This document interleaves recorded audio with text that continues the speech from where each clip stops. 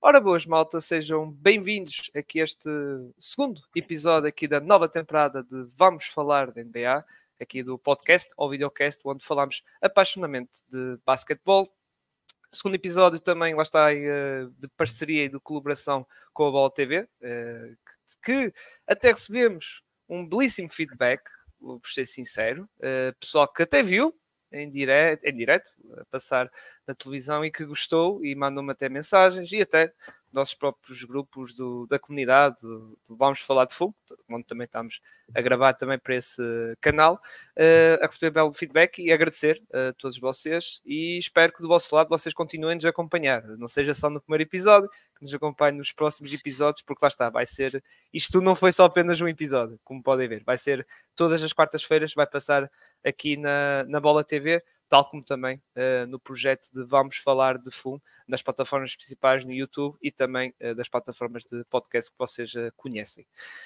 Por isso, agora, continuando, vamos falar de um tema que lá está aqui estamos na fase da pré-época, jogos amigáveis ainda, e estamos à espera que a NBA comece, mas falta uma semaninha, já falta pouco, já falta ali uma semanita para começar. Aliás, até aqui o Bruno já está aqui a esfregar as mãos. Por isso, eu, o Bruno e o Rafa, sim, o mesmo trio de sempre, exatamente, o trio de sempre, no sentido, o mesmo trio de sempre desta nova temporada, porque só tem duas, este é o segundo episódio, é o mesmo trio de sempre, porque vamos falar então aqui agora dos jogadores, porque no primeiro episódio, no episódio, lá está, da semana passada, falámos a nível dos jogadores, de equipas, quais eram as equipas que nós tínhamos maior curiosidade para acompanhar. Agora vamos falar dos jogadores, mas dos jogadores sob pressão, ou seja, jogadores que têm que, lá está, sob pressão em vários sentidos. Jogadores que têm pressão de render bem, no sentido de, para a questão do seu ordenado, por causa da questão de estarem no seu último ano de contrato e isso. Também pressão a nível de sucesso de equipa, de levar a equipa longe nos playoffs ou até ir à final ou isso. Lá está, variadas coisas e aliás nós vamos, ao falar de nomes, vocês vão perceber as razões que nós metemos esses jogadores a nível de pressão, porque eu digo, este tipo de pressão não é só num sentido, são de vários. Mas pronto, como eu disse há pouco, estou aqui com o Bruno e com o Rafa, em que eu pedi a eles para me darem uma lista de alguns jogadores e vamos começar então com esta, porque são alguns jogadores. Eu também do meu lado tenho aqui alguns que vou dizer no final, mas vai ser uma espécie de menções honrosas rápidas. Mas vou começar então aqui com o Bruno, porque o Bruno Tomás tem um jogador, tipo, como ele disse, menção honrosa, que é da sua equipa, não é? Que querias referir aqui, que também, e atenção, concordo. Porquê? Porque realmente esse jogador está sob pressão, mas é pressão disciplinar, não é, Bruno? Antes de mais, boa tarde, boa noite a todos. Eu trouxe um jogador que deu muitas alegrias.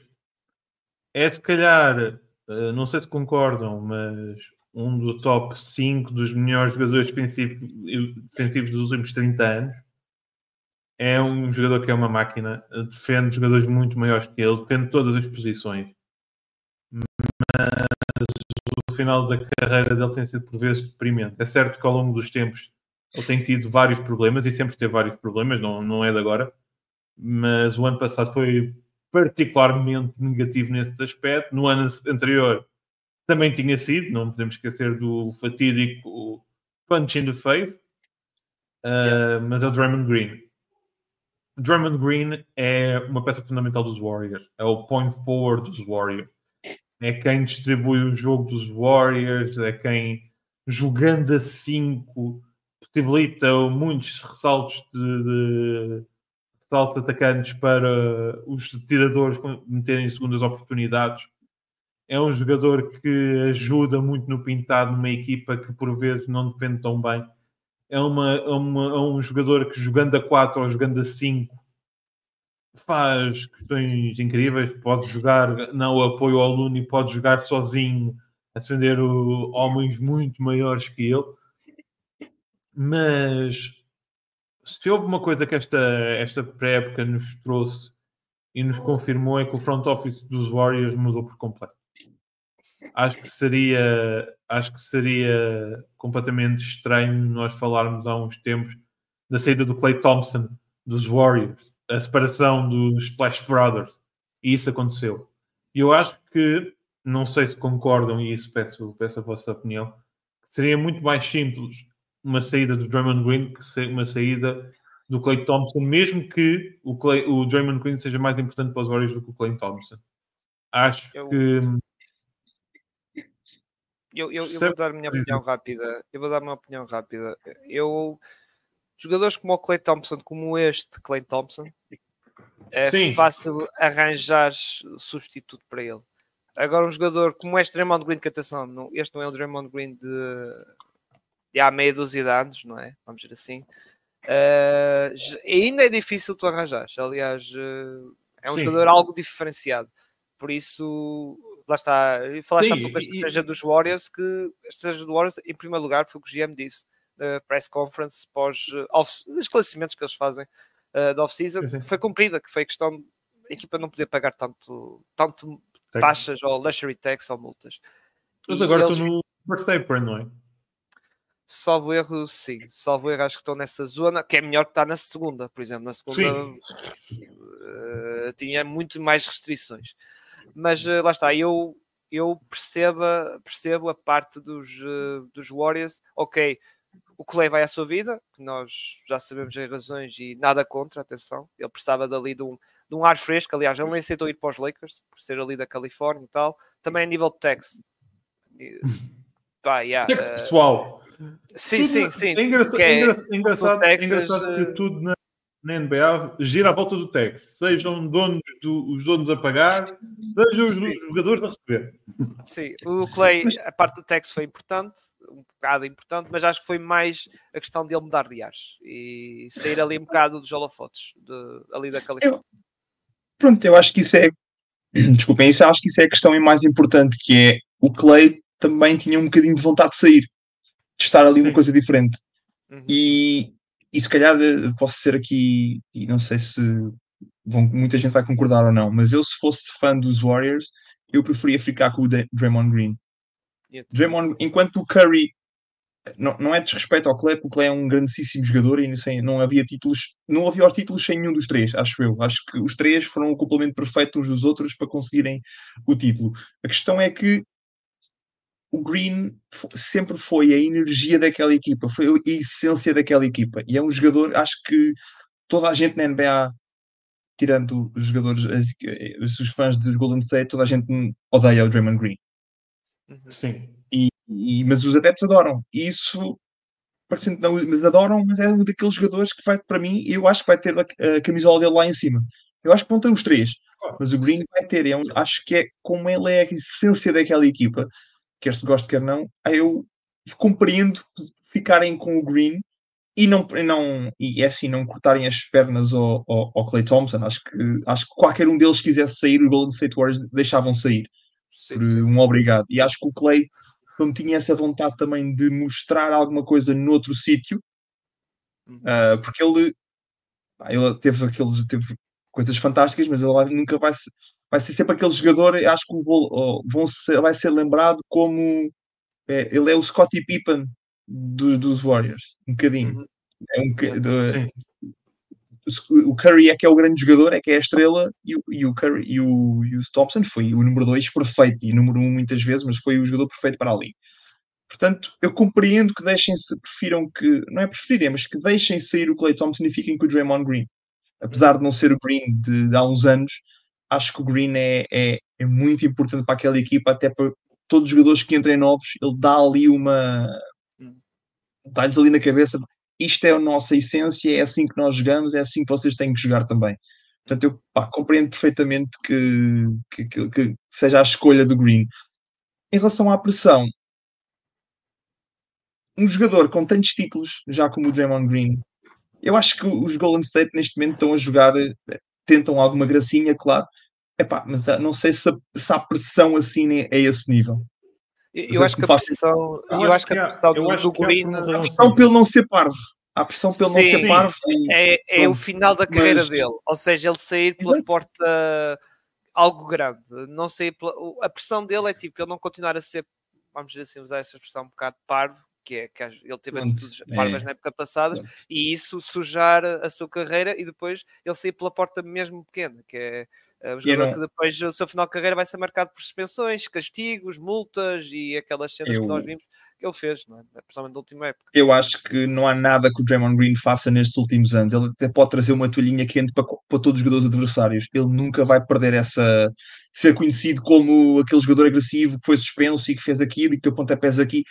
Foi o Green. É como nós olhamos muito atrás, não é? Estou a comparar os dois, os bad boys dos Pistons. Eles eram muito mais que eram bad boys, mas eram bad boys. Então a gente os conhece por isso e ninguém os critica por isso. O Green era aquilo e dava aquela energia, portanto eu acho que pressão ele não... Acho que ele está a fazer uma época e ao mesma altura está a fazer um podcast, portanto que pressão é que ele pode ter? E não fales disso, que ele nos intervalos dos jogos, há uma fase que ele fazia podcast no intervalo dos jogos. Incrível. Eu só vou dizer que há uma pressão por uma razão simples. Eu não sei se o front office dos Warriors não querem aproveitar os últimos anos no top do Steph Curry. E não sei se podem fazer em detrimento do resto da carreira do Green se repararem que não funciona. É a única razão que eu digo. Sim. Porque é verdade, repare, é impressionante o que o Wardell Stephen Curry III faz e eu às vezes tenho que falar o nome completo dele por uma questão de respeito, não é para me vangloriar, é uma questão de literalmente respeito para aquele senhor. É o único pop da NBA que eu tenho ali. O título 22 e 21-22, não dá para ver, mas está ali atrás. Que aos 37 anos continua a fazer o que faz, mas também não vai durar muito mais. 1 ano, 2 anos. Yep. E não sei até que ponto, se virem que alguma coisa está errado, não tentam, lá está, Looney jogar a 5, subir o Kuminga para jogar a 4 e arriscar dessa forma. Bem, vamos avançar, malta. Temos lá está vários nomes para falar. Agora, passando para ti, Rafa. Falando de jogadores problemas disciplinares, e neste caso o Draymond Green é dentro de campo a fazer aquelas coisitas que nós não gostamos. Vamos falar de Ja Morant, que tem o rótulo de fazer coisinhas algo parvas fora do campo, não é? E que já apanhou suspensões, tal como o Draymond Green. Mas gostava de saber também se a razão da tua escolha de jogador mais pressão também tem a ver com isso, com razões disciplinares aqui do Ja Morant. Acho que faz parte, claro. É assim, nós falámos a semana passada, o Bruno escolheu os Grizzlies como uma equipa que tinha expectativa e nós abordámos um bocadinho esta questão do Ja Morant estar ou não estar a 100% no jogo. E eu acho que ele vai ter pressão precisamente para isso, para estar 100% dentro do jogo. Sem problemas disciplinares que já teve e também sem lesões, porque ele já teve algumas lesões aqui que o fizeram parar e que fizeram sempre os Grizzlies estarem ali um bocadinho mancos. E ele tem pressão para voltar ao que era. Eu não acredito, eu não teria pressão para ele voltar ao que era já esta época. Ele tem ali que voltar ali a muita coisa. Mas eu diria que há a pressão dos Grizzlies, porque o Ja Morant a jogar aquilo que sabe e é All-Star, é um dos melhores jogadores da liga, um dos melhores bases da liga, que pode... É que os Grizzlies estavam numa trajetória fantástica, estavam numa trajetória de vitórias. E isto atrapalhou-os ali o caminho. Eles tentaram ao máximo manter ali a equipa, os jogadores-chave para o regresso do Morant, que foi sempre assim um bocadinho atrasado. Mas estão a entrar num momento que é importante o Morant mostrar que está cá, porque também os outros jogadores da liga vão olhar e pensar, ok, posso ir para Memphis tentar a minha sorte no título, porque se Morant for um problema, eu espero que não, espero que ele volte, porque ele é um espetáculo a ver jogar, os outros jogadores vão ver, ok, se ele está lá eu posso ir, se ele não está lá, não vou para lá perder 1 ano sem ganhar um título. Que é o tipo de, por exemplo, dar um exemplo, Paul George foi para Filadélfia para tentar ganhar o título. Se calhar ali Memphis podia ser uma opção, não estou a dizer que seria, mas estou a dar um exemplo de algo, do tipo de jogadores que podem olhar para Memphis como um potencial chamariz.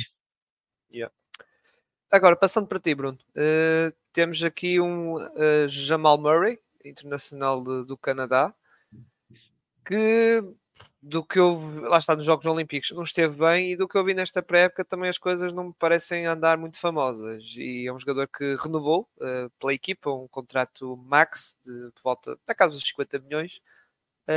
Mas Bruno, eu percebo esta tua pique aqui de pressão, porque realmente há que ajudar mais o senhor Nikola Jokic, não é? Não pode ser estar tudo quase em cima das costas dele, não é?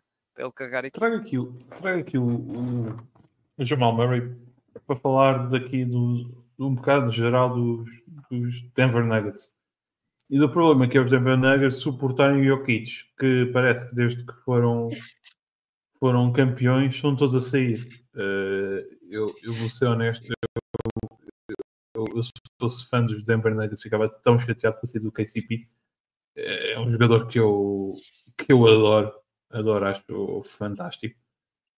Acho que ali a malta dos Lakers tem muitas saudades dele, sem dúvida. Mas o Jamal Murray devia ser o grande escudeiro do Nikola Jokic. Eu honestamente, pessoalmente, eu não vejo o Michael Porter a dar o salto. Acho que é um contrato a envelhecer muito, muito mal. E o Jamal Murray, que tinha uma questão muito interessante, que era o jogador não All-Star dos playoffs, ou seja, parecia que chegava aos playoffs e explodia por completo. E fez playoffs incríveis, não só no ano em que é campeão, mas principalmente no ano em que é campeão. Nos últimos playoffs já não mostrou aquele salto qualitativo, pareceu muito semelhante àquilo que foi a época. Assustou-me por completo estes Jogos Olímpicos, foram mesmo horríveis, não parecia o mesmo jogador. O início de pré-época dele tem sido, e dos próprios Nuggets, estão com 3 derrotas, não tem sido nada famoso. E pensamos que os Denver têm, para mim, e acho que não quero pôr palavras na vossa boca, mas acho que concordamos da Liga e continua a ter o melhor jogador da Liga, Nikola Jokic, e não estão a aproveitá-lo por completo. Eu acho que o Jamal Murray, o Jamal Murray a mostrar aquilo que já mostrou ao longo destes anos, quando estava no topo e era um jogador fantástico, é super importante nestes Denver Nuggets para potencializar o que poderá ser a época de Denver. O Oeste é terrível. Terrível. Temos ali muitas equipas para poucos slots. Muitas equipas às vezes separadas por um ponto. Quando eu digo um ponto, digo um lugar, uma vitória. Sim. Muito, e acho muito que este complicado. ano vai ser pior. Este ano pode ser bastante pior, porque vem os Memphis Grizzlies de volta. Vamos ver como é que tudo... Temos menininhos em Santo António que já querem ganhar já. Acho que é cedo, mas o que é verdade é que eles querem ganhar já. E não sei se não vão dar aqui já um passo em frente. E as últimas 3 épocas, desde a época que foram campeões, só temos a ver é os Denver a decair na qualidade que têm, porque os grandes jogadores estão a sair. Eu acho que o Nikola Jokic mais já não consegue fazer. Acho que mais não consegue. Acho que é ridículo o que já faz. Acho que Jamal Murray tem que ser ele a dar o passo e a mostrar que o Nikola Jokic não está sozinho, honestamente. Muito bem.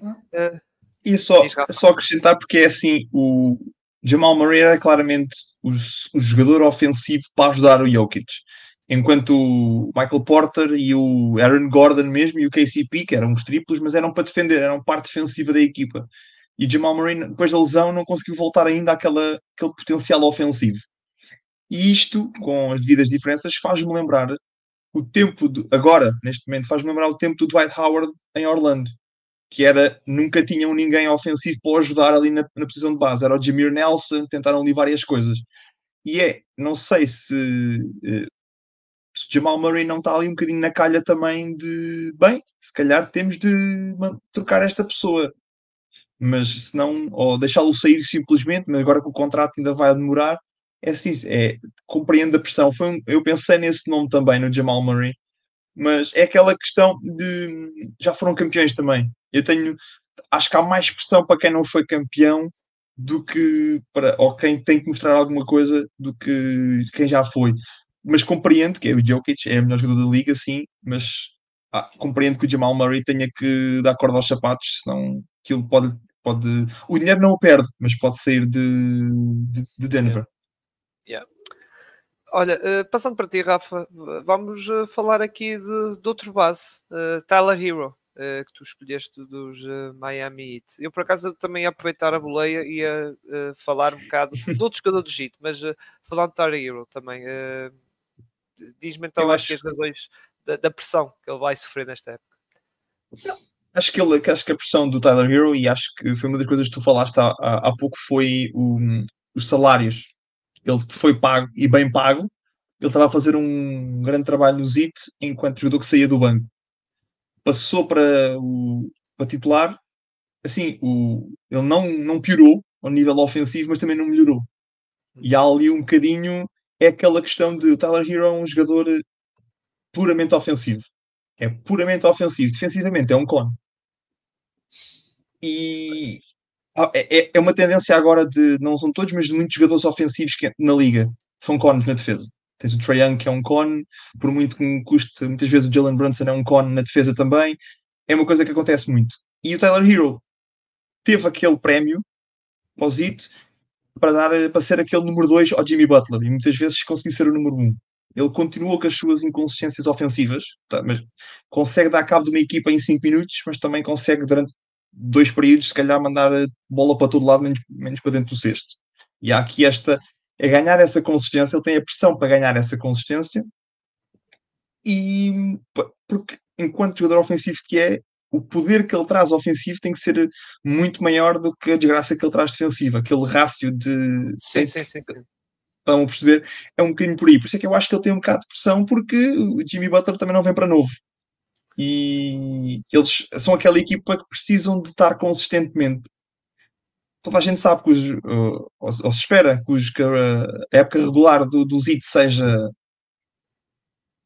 alguma coisa, que seja play-ins, playoffs ali à rasca e tal, é aquilo, mas depois entram nos playoffs e transformam-se. Mas parece que é preciso ali aquela consistência na época regular também, para depois conseguirem levar isso ainda mais para os playoffs. E acho que está no Hero agora a grande pressão para dar o salto. Que não seja outro Duncan Robinson. A questão dos Miami Heat... Não, ia só dizer uma coisa. Os Miami Heat ok, tiveram aquela época que tiveram perto de não ir aos playoffs, não é? A meio período, não ir aos playoffs contra os Chicago Bulls no jogo decisivo de play-in, e depois foram às finais. Mas épocas dessas são, aliás, vemos na história, são muito atípicas. Equipas que acabam... aliás, os New York Knicks foram outra equipa, juntamente com os Miami Heat, que fizeram essa cena de não, ao ser uma época regular, não assim tão boa, e acabaram de ir às finais. São casos algo únicos. O que é que ias dizer, Bruno? Desculpa. Eu ia dizer que há outra pressão acrescida para o Tyler Hero, que é aquela pessoa que está sempre envolvida em trocas para tudo o que é pessoas para chegar a Miami. Eu acho que... sim. Yeah. Desde a primeira época, desde a bolha, que depois era qualquer coisa... Eu acho que se alguém no front office quiser trocar de carro em Miami, ainda vai propor o Tyler Hero à troca como vendedor ou uma coisa assim. E eu acho que isso deve mexer com a confiança do jogador, calculo eu. Sim. É assim, ele está envolvido nessas trocas, mas depois também há as notícias em que eles não quiseram trocar pelo Donovan Mitchell porque não queriam dar o Tyler Hero. Sim. Portanto, e depois deram-lhe este contrato. Portanto, é ali um bocadinho as duas coisas. E ele, se calhar, nesta altura, Tyler Hero, se calhar, era trocado, porque fazer a mesma coisa. Ele não piorou, é o que eu estava a dizer, ele não piorou, mas manter o mesmo nível de produtividade, mas com um salário muito mais alto. E a idade vai avançar, porque uma coisa era, lá está, na bolha, 2020, 2021, que ele era mais novo, ok, podia ter sempre aquela cena, o potencial dele, se calhar pode dar mais um salto, e não sei o quê, andar nessa zona de dúvida, mas dúvida positiva, atenção, que é a questão do potencial, é mais benéfico numa troca do que agora que, lá está, estás a falar bem, Rafa, que ele, de certo modo, estagnou um bocado. É o jogador que é e já não vai evoluir mais. E é um bom jogador. E é bom jogador. Sim. Nada contra. Sim, sem dúvida. Sim. Eu acho que não há ninguém que não aprecie o Tyler Hero. Sim. Agora, eu do JIT, eu queria falar que era um dos nomes que eu tinha aqui, era o Jimmy Butler. Porquê? Porque, está, fator contratual. Jimmy Butler pode entrar no seu último ano de contrato. Ele atualmente ainda está elegível para renovar com a equipa.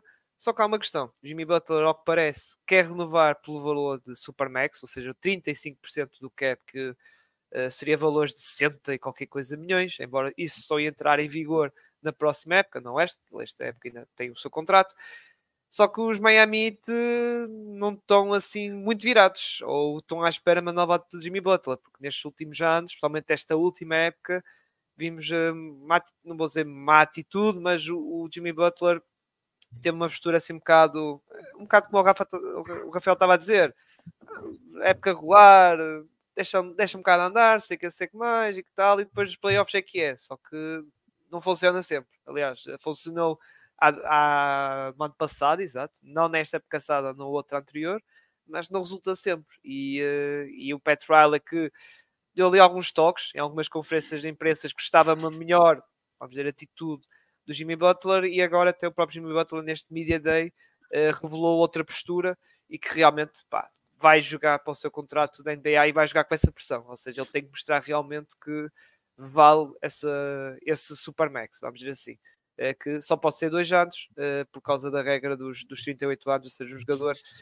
da NBA não pode refazer uma extensão máxima ao Supermax até aos 30, ou seja, o limite é 38 anos. Por exemplo, o Curry, esta época só renovou por mais de um ano, por causa, como o Bruno disse, tem 36, tinha mais um ano de contrato e podia estender só mais um, que era até aos 38, não pode estender mais que isso. Pronto, fica aqui o meu nome. Agora, Rafa, passa outra vez a ti a bola. Tu tens aqui outro nome. Já não vou dizer pesado, porque ele já perdeu ali uns quilos. Cirilo. Piadas com mau gosto. Mau gosto, Cirilo. Eu não fiz nenhuma piada, e sou a pessoa de piadas, como sabes, com pistolas e o Jamarand. E tu foste fazer uma piada com o peso, tá? O grande Zion, atenção, não está tão pesado a nível massa de gordura, mas massa muscular está ali. Tem o peso da pressão agora, tem o peso da pressão. Sim, mas o Zion... Mas não aparece na balança. O Zion, que eu também concordo com a tua pick, e já agora, não sei se é igual a razão que eu tinha aqui nos meus nomes, mas então, tu também meteste e vais falar, mas eu aqui meti foi... será que é finalmente a época da afirmação do Zion? No sentido, atenção, não estou a dizer que ele não é grande jogador, claro, ele é um belíssimo jogador, só que não podemos esquecer quando ele foi draftado. Ele, quando foi draftado, era para ser uma super estrela da liga, uma das caras grandes da liga. E não tivemos essa época para dizer isso do Zion, ou ver perto dele lá chegar a isso. Não sei se o Rafael também era meteste o Zion por causa disso, da pressão de mostrar finalmente às pessoas que ele é uma das caras da liga. Sim, é por aí. É principalmente ele mostrar que consegue jogar 2 épocas seguidas de 70 jogos, pelo menos. Que ele, ano passado, é a primeira vez que segue a marca dos 70 jogos numa época. E ele faz uma grande época. A época dele é muito boa, do Zion, e mostra ali. Ele tem 24 anos, portanto ainda tem ali potencial para mais. Mas sim, o Zion ia ser a super estrela. Eu lembro-me na altura do draft, toda a gente queria aquela pick número 1 porque o Zion ia mudar completamente qualquer franchise que entrasse. Era comparado com o LeBron James, que era o The Chosen One na altura do LeBron. Exatamente. E é assim, eu olhei para os Pelicans e escolhi o Zion, mas eu dizer aqui que podia muito bem ter escolhido ao mesmo tempo o Brandon Ingram. Eu acho que eles estão ali um bocadinho os dois com pressão. O Ingram porque o contrato, e para ver se continua em Nova Orleans, e o Zion porque é um grande jogador mas ainda não é aquela estrela, aquela super estrela que se pensava dele, ou que se esperaria dele. Muito por causa das lesões, das inúmeras lesões que ele já teve. E portanto é um bocadinho isso. É uma época, ele tem a impressão para mostrar continuidade, não é? Tive a época o ano passado em que estive bem e que joguei 70 jogos e este ano volta a jogar 50. Não há equipa que ganhe assim. O problema é que, por exemplo, ele fez isso e concordo contigo, só que depois no play-in vimos o que aconteceu. Na fase decisiva do jogo do play-in contra os Lakers, lesionou-se outra vez e falhou o segundo jogo do play-in e falhou os playoffs, que a equipa foi varrida no jogo em Thunder. Sim, tem que se manter saudável. E tem sido o grande problema dele é manter-se saudável, porque ele a jogar bem pode ser completamente destrutivo para qualquer equipa. Isto não há nada aqui que dizer. Eu acho é que ele tem mesmo que tem que manter ali. Será que com 24 anos já tem que ser gerido as suas lesões de uma forma como um LeBron James? É isso que temos que ter? Tem que jogar sempre menos vezes para poder estar saudável? Não sei. Tenho muita expectativa também para ver o que é que o ceiling do Zion, que eu acho que é. Ele tem potencial para ser o melhor da liga, dos melhores da liga, mas está sempre ali a ser travado.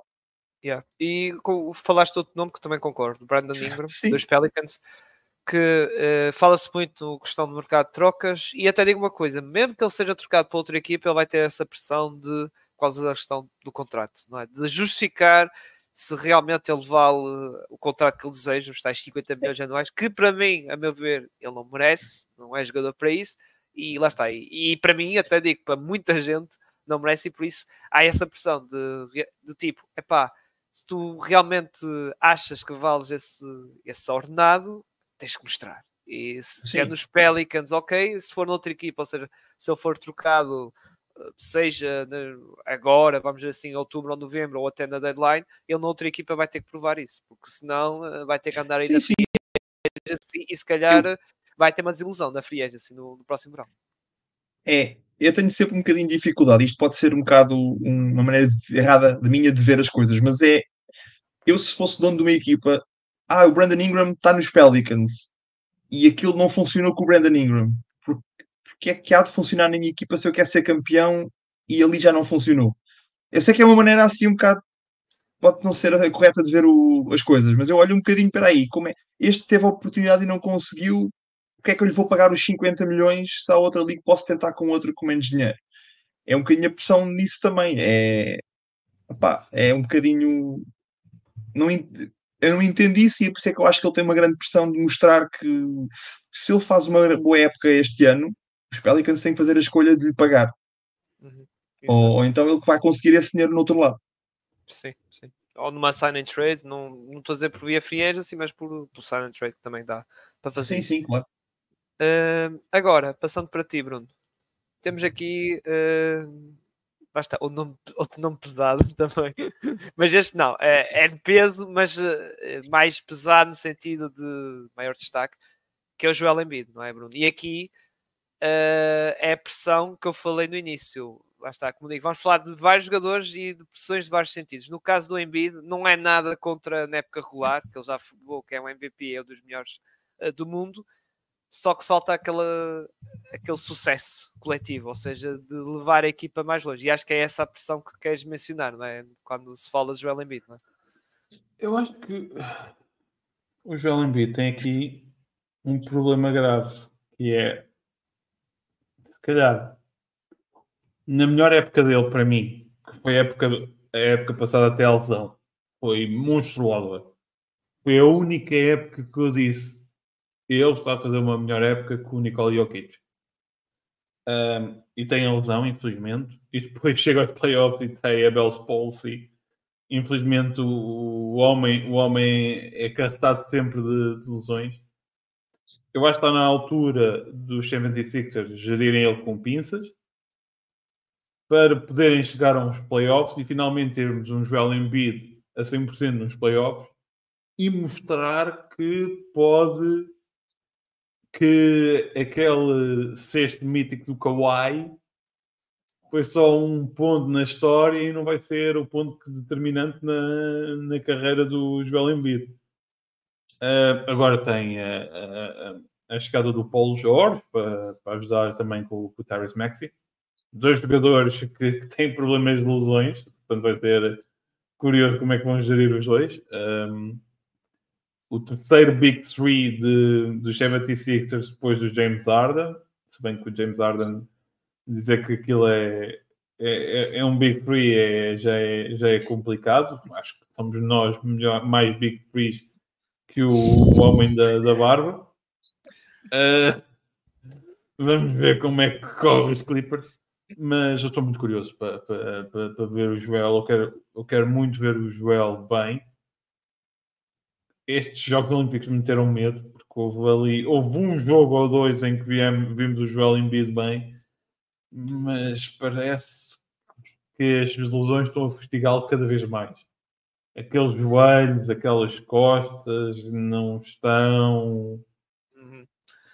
E para mim, o Joel Embiid, não sei se concordam, é o jogador mais dominante da NBA neste momento.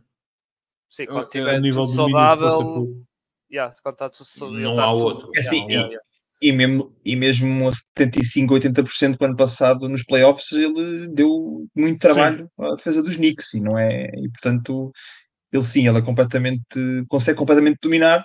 As lesões é que é outro jogador cheio de lesões que não consegue chegar a 100% e não consegue chegar à altura, e a última vez que chegou levou com o lançamento com mais bounces da história das conferências. Foi o único buzzer beater no jogo 7 da história da NBA, por isso está tudo dito, não é? Que foi aquele do mítico do Kawhi que eu assisti em direto. Esse aí foi dos momentos mais... Eu também. E é engraçado, de um jogador com problemas de lesões para outro jogador com problemas de lesões. Temos ali a história a ter feito ao nível das hospitalizações. Mas lá está, como o Rafa diz, o Kawhi, que ele não tem pressão, vamos dizer assim, porque já tem a sua carreira, vamos dizer assim, entre aspas, feita, porque já ganhou e não foi só nos Spurs, também ganhou nos Raptors, em que ele era o franchise player, ou a estrela da equipa. Nos Spurs ele não era bem a estrela da equipa, porque lá está, tinha aquele trio, embora já algo envelhecido, não é? O Ginobili, Tony Parker e o Tim Duncan, que até depois acho que o Tim Duncan formou-se no ano seguinte, mas ele já tem época feita. Agora o Embiid tem aquela questão de muita gente cai em cima dele, que é tu ok, és MVP, mas tu não tens nenhuma final da conferência, e até é um bocado exigido isso nos Sixers desta época. Vocês têm que ir às finais da conferência por causa destes moves que já fizeram. Aliás, esta off-season foi um bocado de revolução nos 76ers, porque basicamente só tinha 1 ou 2 jogadores com contrato garantido, o resto nenhum. Renovaram pontos, houve renovações, obviamente, Kyle Lowry, Max, Kelly Oubre, mas também houve contratações. O Paul George, foi a maior contratação a nível de nome da Free Agency, e depois tivemos também o Calen Martin, dos Miami Heat, e por isso acho que o Embiid está a sofrer aquela pressão, que atenção, o Giannis já sofreu, o Jokic já sofreu, E só do Jokic. Mas esses dois têm uma coisa em comum, já foram campeões, conseguiram carregar a equipa e levar a equipa ao título. O Embiid falha sempre, e eu acho que já começa a haver, o que o Bruno disse, é o terceiro Big Three que ele tem. Portanto, ele tem dado ajuda de toda a maneira efetiva. Tem tentado tudo para ele conseguir ali chegar ao título. Não pode ser por falta de ajuda também, é ali um bocadinho... Exato, e aquela margem de desculpa já está muito tremida, e é por isso que há essa pressão, não é? Sim. O Joel Embiid teve mais ajuda nos 76ers que, por exemplo, o LeBron James teve na primeira passagem em Cleveland. E também acusavam muitas vezes o LeBron James de pronto, és um dos melhores sempre, mas não ganhas nada. E depois teve que ir para Miami ganhar alguma coisa e depois voltar. Mas o Joel, eu acho que sempre teve muito mais ajuda, teve muitos mais jogadores, o Jimmy Butler, agora o Tyrese Maxey, o James Harden, agora o Paul George. O Ben Simmons também teve. Sim, quando o Ben Simmons jogava a bola. Sim. Ele eu acho que vejo aquele lá está do Kawhi, do buzzer beater. os Sixers tinham uma grande equipa, embora eu acho que a nível de plantel os Raptors eram melhores, mas aquele 5 dos Sixers, ainda me lembro hoje, Ben Simmons, Embiid, JJ Redick, que era grande atirador, naquela altura era um grande atirador, Jimmy Butler e o Tobias Harris, que o Tobias Harris na altura era melhor que o de agora, por exemplo. Não é difícil. Sim, mas eles tinham um ciclo muito espetacular. O Ben Simmons como playmaker e alta defensor de várias posições. JJ Redick, como eu disse, excelente atirador, então em catch and shoot, meu Deus. O Embiid, que estava a começar a ter os seus tais saltos e a subir de nível. O Jimmy Butler, pá, não era o Jimmy Butler, atenção, de Miami, mas não era uma versão enfraquecida, assim, demasiada, não. Era um grande Jimmy Butler, já era um Jimmy Butler, já era um jogador ali. E se eles têm escolhido Jimmy Butler em vez de Tobias Harris, se calhar a história era diferente. Sim, também ouvi isso. Sim. Mas o Jimmy Butler versão bolha, acho que foi o melhor da carreira dele. Aquele Butler, sim. Ou Jimmy Bucket, que na altura davam esse nickname a ele.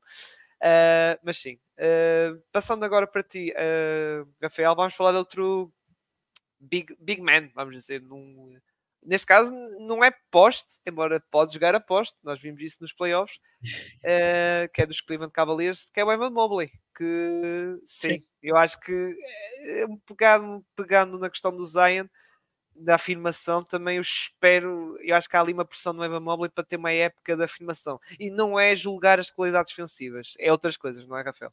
Não, exatamente, não é? Ele defensivamente ele conseguiu dar o salto que era preciso ali que os Cleveland precisavam na altura.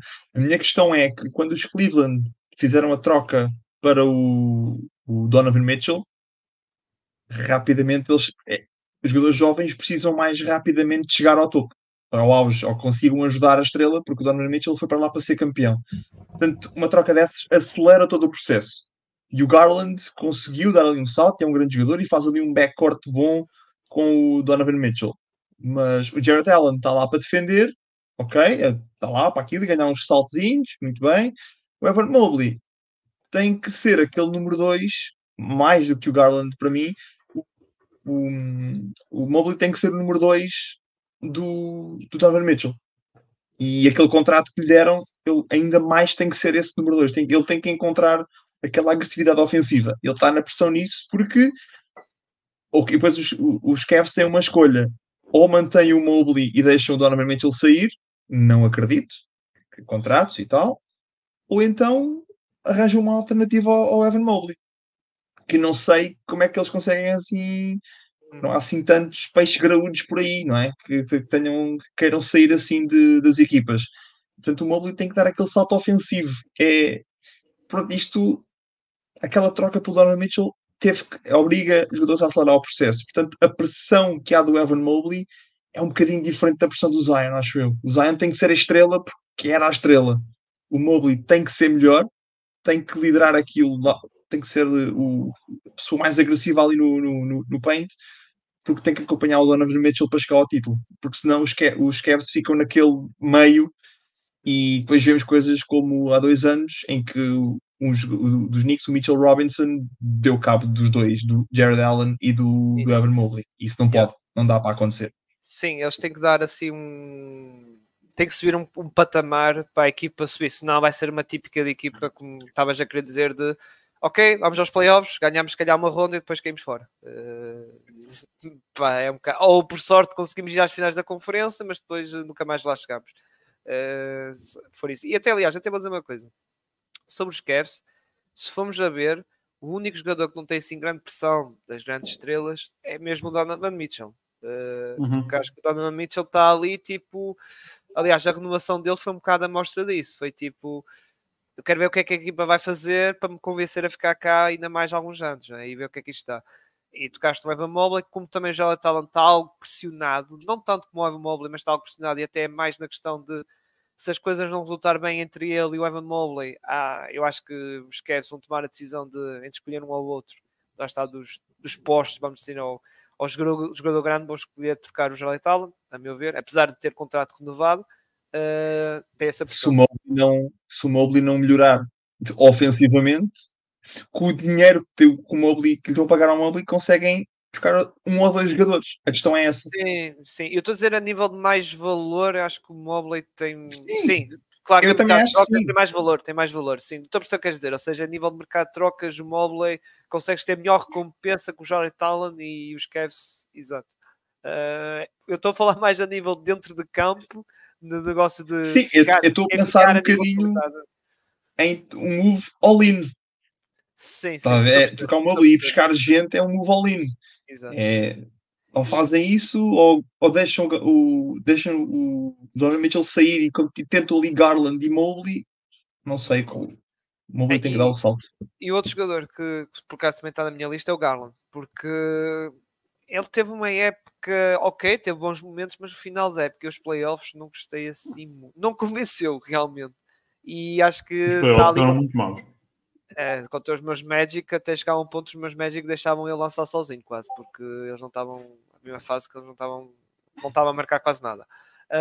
Mas o Garland eu acho que vai haver ali aquela pressão de ele e o Donovan Mitchell têm que se mesmo realmente estarem bem os dois juntos, que havia momentos em que eles estavam desligados um com o outro, que até o Garland ficava algo longe do Donovan Mitchell, ou seja, o Donovan Mitchell estava ali no top of the key, mais ou menos na zona de triplo, e o Garland estava quase encostado no canto a ver do Isaac Okoros ou do Niang, ou não sei quem, ou seja, tipo, não estava ali bem os dois, ali os tais two guards, digamos assim, e está ali alguma pressão nele, porque realmente é um jogador que também, se não correr bem, ali o mercado de trocas Sim, pode bater à porta.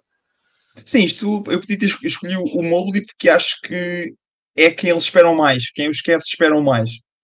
O Garland pode evoluir mais, mas o base que eles têm, o Donovan Mitchell, é a pessoa que vai liderar ali o backcourt. Eles querem alguém lá à frente que domine também ofensivamente. E tem que ser o Mobley. Exato. Muito bem. Dos vossos nomes já está tudo falado. Agora a minha vez é só aqui uns rápidos nomes que vão ter na mesma a sua pressão, a meu ver. Kevin Durant.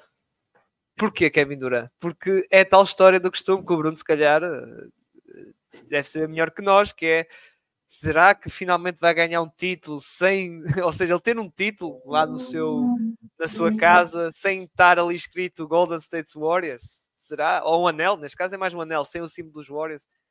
É esta pressão. Atenção, Kevin Durant já tem este tipo de pressão, já tem desde que ele saiu em 2019. Foi nos Nets e foi nos... Estás perdoado. Ele mais depressa ele volta para o KC para os Warriors. Sim, sem dúvida.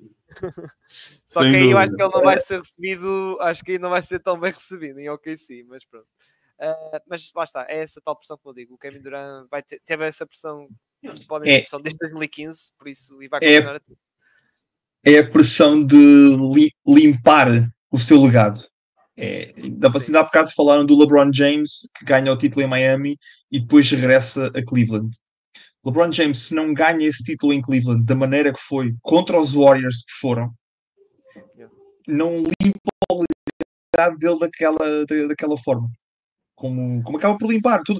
Tudo que o LeBron James tinha feito foi para Miami, ninguém gostava dele, era odiado por toda a gente. Ele volta para Cleveland, ganha o título e é tipo...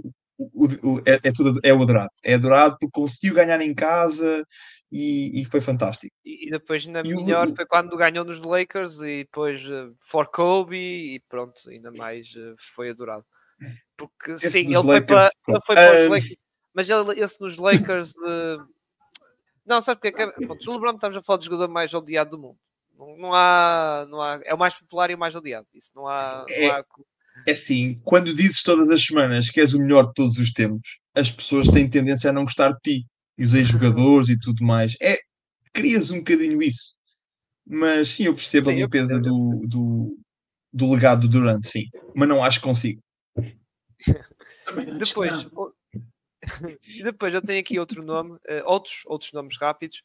Jalen Green, Houston Rockets, que questões contratuais, questão de mercado de trocas e questão também de afirmação. Porque não é só com um mês e meio que tu afirmas-te na liga. Eu sei que a malta, principalmente fã dos Rockets, ficaram entusiasmados pós All-Star, que ele teve aquele mês e meio espetacular e até foi mais, coincidiu com a lesão do Sengun. Mas, meus amigos, eu vi a época toda, acompanhei ao máximo a época toda dos Rockets e vou-vos ser sincero, até janeiro aquilo estava mesmo mal. E, aliás, ele foi colocado para mercado de trocas e até teve ali algo perto de haver um negócio com os Nets pelo Michael Bridges. Teve perto. E agora, esta época, vai ter essa pressão, não só a nível contratual, como também dele afirmar-se na liga. Pá, e é como digo, mesmo que seja trocado para outra equipa, ele também tem que se afirmar noutra equipa, por causa da questão do contrato e a sua próprio papel ou mais posição que vai ter na liga. E por isso eu meti aqui o Jalen Green. Depois, Cade Cunningham. Pois, era isso que eu ia dizer. Era um bocadinho igual à pressão que têm todos os Pistons, que é alguém se afirma, Cade, Jaden, alguém chega à frente. O Cade tem chegado à frente. A questão é que eu acho que o Cade vai sofrer. Atenção, aqui o caso do Cade é um caso peculiar e até vou demorar mais um bocadinho. Eu, na minha opinião, o Cade é um jogador que gosto dele, atenção, e acho que consegue levar aqui os Pistons. O problema é o contexto dos Pistons, não está a ajudá-lo nada. E ele vai chegar ao fim, vai levar com uma pressão algo grande, algo injustificada, a meu ver. Porque a equipa, a meu ver, vou ver como é que vai ser esta época, mas eu já estive bem mais otimista com este rebuild dos Pistons. E agora, não sei. E eu acho, eu tenho medo é que o Cade, que é o franchise player, isso não há dúvidas, leva com isso o sucesso da equipa. E é como eu digo, ele vai levar uma pressão algo injustificada, porque tipo, naqueles Pistons, nem o meu Paulo Banquero conseguiu levar a equipa muito banqueiro, ou até o Vitor Wembanyama, por exemplo. Tem o Vitor Wembanyama, porque é uma equipa assim muito estranha a nível de construção. Ok, que acrescentaram ali alguns shooters e tal. Quer dizer, Tim Hardaway, pelo que eu estive a ver, shooter, mas pronto. Mas eu tenho aqui o Cade mais Tim Hardaway. Mas aqui o Cade é mais nessa questão. Eu pus aqui como pressão que vai sofrer, obviamente, mas a meu ver é algo justificado. Depois eu tenho aqui o Franz Wagner, porque aquele paycheck que ele recebeu tem que ser bem justificado, não é? Aquela renovação. Eu gosto do Franz Wagner. Adoro o Franz Cyril, isso é o papel de fã falar, ou seja, já agora que eu pago, já que eu pago as cotas, ele tem que se portar bem. É isso, Cyril. É um bocado isso. Opa, eu adoro Franz Wagner, mas do que ele fez, não merece aquele contrato, aquela renovação. E eu adoro o homem, adoro. Eu acho que ele merecia um contrato tipo como foi o Quickly, na casa dos 30 milhões, mais ou menos. O menor Quickly dos Raptors. E eu estou assim um bocado coisa, mas vamos ver como é que vai ser. Até pode ser que ele tenha finalmente a sua época de afirmação na liga. Olha, um bocado como o Suggs, mas não estou a dizer, atenção, eu estou a dizer, o Suggs teve a época de afirmação, o Wagner não, mas não quero dizer que o Suggs é melhor que o Wagner, porque o Suggs, eu tinha aquela. O nível dele do Suggs, aliás, viu-se isso na época do rookie dos dois, que ambos foram draftados no mesmo draft, e curiosamente o Suggs foi mais alto que o Franz, mas notou-se no primeiro ano do rookie que o Franz tinha mais potencial que o Suggs. Só que o Suggs está a conseguir corresponder ao seu potencial que nós traçamos na época de rookie ou de sophomore, no primeiro ou na segunda época que ele está a ter. O Wagner já não. E eu estou para ver se esta seja finalmente a época que ele corresponda sobre isso. Falando de expectativas, o próximo nome é o Scoot Henderson. Que a época de rookie dele, para um jogador que nos mock drafts de muita gente especializada diziam mesmo isto, que era se o Scoot Henderson estivesse noutro draft qualquer, podia ser perfeitamente a pick número 1. Sim, ou mock drafts assim, que ele só não é pick número 1 neste draft porque tinha o Vitor Wembanyama e por acaso curiosamente ficou na pick 3, nem ficou na pick número 2, ficou na pick 3 atrás do Brandon Miller. Mas esta época acho que ele vai ter assim vai ser tirar ali alguma pressão ali em Portland, sinceramente. Nem vai ser o Anthony Simons, muita gente aí fala do Andre Ayton. Eu acho que é mais o Scoot. O Scoot vai ter muita gente, estou a dizer fora da equipa dos Blazers, vai estar a olhar para o Scoot como tipo, então este era o tal fulano e tal, no draft, super promissor e ainda não está a corresponder. E eu acho que ele vai levar com essa pressãozinha, a meu ver. E por fim, para acabar, tem o Trae Young. Porque o Atlanta Hawks, como vimos, fizeram uma escolha. Que escolha foi essa? Foi ou ficar com o Trae Young ou o DeJounte. E eles acabaram por escolher o DeJounte Murray, em que foi trocado para os Pelicans. Agora, vamos ver. Ou seja, Trey, tens que responder. É verdade que defensivamente o Rafael tem razão, ele é um conto, mas ele não pode fazer grande coisa, é um jogador pequeno e não pode fazer grande coisa. Mas eu acho que o Trey... Sim, não diz. podes fazer alguma coisa, tu podes ao menos tentar. O Trae Young às vezes não tenta. E a equipa dos Nets, a equipa dos Hawks a defender, tem que defender com 4 porque o Trae Young está ali. E qualquer equipa que nós vemos que é a tática ofensiva é vamos fazer o screen que é para deixar o Trae Young a defender. E vem o double rápido e fica alguém sozinho, pumba, acontece. É simples. A questão aqui acho que é parecido com o Hero. Tem que dar mais ofensivamente do que aquilo que ele tira defensivamente. Sim. Ou então, a equipa tem que ser montada, e a responsabilidade também do treinador, tem que montar a equipa que é para conseguirem proteger o Trae Young. E não têm conseguido fazer. E há momentos do jogo que o Trae Young, quando está ligado ao jogo, é um espetáculo. Atenção, ele quando está ligado, houve uma fase, acho que foi em janeiro, que ele estava mesmo espetacular, em clutch time, e ele e o Bogdanovic a fazer aquela dupla de bases, meu Deus, nos quartos períodos. Mas também tivemos momentos que o Trae estava desligado, e no ataque turnovers algo estúpidos, lançamentos assim, decisões assim, tipo lançar do meio campo. Porquê, Trae Young? Porquê? Estás a tentar o lançamento mais difícil da NBA e tu não és o Stephen Curry. Não é tipo, ok, não estou a dizer que ele é mau lançador, atenção, ele é um grande lançador, mas não é o Stephen Curry. Não é mau lançador, mas a escolha de lançamentos dele em muitas vezes não é a melhor, é péssima. Exato. É aqueles lançamentos, deixa ir daqui, porque eu há 4 anos consegui fazer isto à vontade. Ai, mas agora não consigo. Então, mas porquê é que não estou a conseguir? Deixa-me tentar outra vez. E outra vez. Perdemos o jogo. E é isto. Tem sido isto. É uma dieta de lançamento à base de fast food. Por aí. Exato. Mas tipo, lá está, eu meto o Trae Young um bocado nesse sentido que, pá, ele ainda continua a ser uma das estrelas da liga, só que acho que a sua reputação de estrela está a ficar mais pequena e vamos ver nesta época se ele consegue, e juntamente com a equipa também, que é importante, se consegue dar a volta e realmente mostrar atenção, volto a dizer, ele é um jogador talentoso, realmente muito talentoso, mas a nível de decisões e até IQ, digamos, às vezes tem ali umas falhazinhas. E depois, por fim, já me ia esquecer, embora não acho que vai ser alta pressão, mas mesmo assim vai ter alguma, é o Josh Giddey, para ver a sua aventura agora em Chicago, ver se realmente corresponde ou não, não é? Chicago que, pronto, eu não queria tocar muito em Chicago, porque aquilo está Zach LaVine, Nikola Vucevic e blá blá blá, mas estou curioso para ver como é que vai ser a época do Josh Giddey e acho que ele vai sofrer ali alguma pressão, mas vai depender também da direção que a equipa quer tomar aqui. É por isso que eu meti aqui como último, como tipo, não, depende do que a equipa quiser fazer, não é pressão, tudo na responsabilidade dele, vai depender um bocado de fatores, basta, como eu digo, externos ou que foge do controle dele, que é a questão do que rumo a equipa quer tomar. Se quer continuar naquela, como eu digo, naquela mid-zone, andar aí no meio da tabela, da conferência, ou se quer ir mesmo realmente para o rebuild.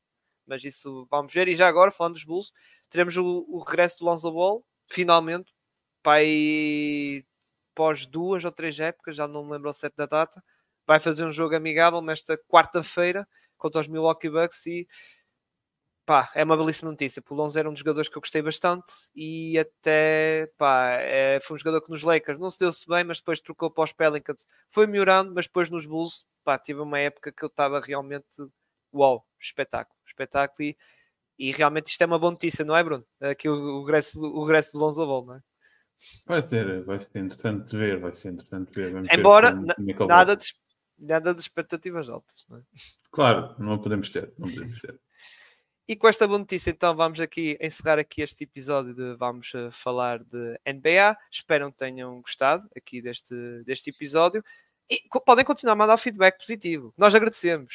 Nós agradecemos por lá estar via mensagem privada ou como quisermos. E estaremos de regresso para a semana para mais um episódio aqui do podcast Vamos falar de NBA, onde falamos apaixonadamente de basquetebol.